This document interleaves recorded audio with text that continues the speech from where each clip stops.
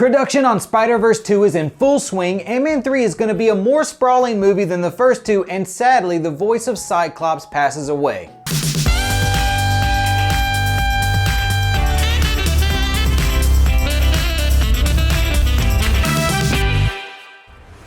Hello, I'm Chris Killian, and I got a little surprise coming for BD at the end of the show. Before we get to that unpleasantness, I don't need to remind you guys 2020 sucks, because 2020 keeps doing it for me. Norm Spencer, the man who voiced Cyclops in X-Men the Animated Series, has passed away at the age of 62. The news was confirmed by his co-star Cal Dodd on Twitter, who famously voiced Wolverine in the same show, and this sucks. When I read X-Men comics, I hear the voices of Norm and Cal, so this is a big loss to me personally, especially when we hear things about Disney possibly considering reviving the series. What's important now is that we carry on. Our thoughts go out to Norm Spencer and his loved ones. It's admittedly been a tough few days for comic book fans, but I do not like to wallow in bad news, so if it's any consolation, production on Spider-Verse 2 is rocking and rolling thanks to this tweet by the head of story, Octavio Rodriguez. Cool name. Superpowers? In a recent interview with director Peyton Reed, Ant-Man 3 got brought up. Obviously, Reed couldn't reveal much, though he does mention the movie will be the franchise's biggest to date, saying that Ant-Man 3 is going to be a much bigger, more sprawling movie than the first two, with a very different visual template.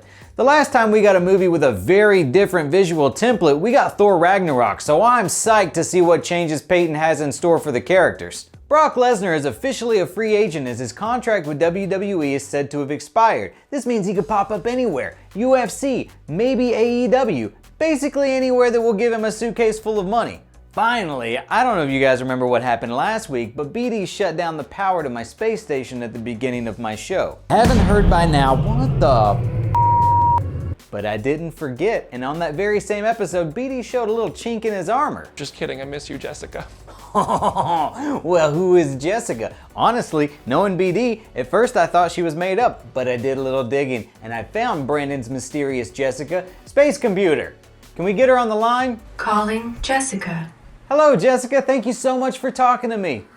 Hi Chris, it's my pleasure. Thank you for agreeing to keep my identity anonymous. I just don't want the whole world to know I ever dated Brandon Davis, do I? Ugh. Honestly, date is a strong word. We only went out on one date. Really? You only went on one date? Yeah, we were going to school at South Carolina, and I just thought he was really charming in that ugly sort of way, you know? But he took me out to eat at a Shoney's. Stop. He took me out to eat at a Shoney's buffet and wouldn't stop telling me how much he loved The Rock. You mean like Dwayne Johnson? Yeah, it's all he talked about. The Rock did this, The Rock did that. One day I'm gonna meet The Rock. I mean, it's okay to have goals. Yeah, sure, but Brandon also smelled like cheese covered in Axe body spray. Yeah, it's pretty pungent. Every now and then he hits me up when he thinks he's got something impressive to tell me. Like he wouldn't stop texting me about his blue check mark he got on Instagram. Like, for real, nobody cares.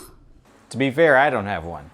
Which is ridiculous because your show is literally so much better than Second Printing. Right? I watch Daily Distraction and you're so much cuter than Brandon. Well, thanks. Like so much cuter. Oh, okay. Thanks for talking to me, Jessica, and for watching the show. If you guys want to be a Killionaire like BD's ex-girlfriend Jessica, follow me at CK Comedy on Instagram. Until next time, wash your hands, stay safe down there, and thanks for coming to Comicbook.com for the best geek news.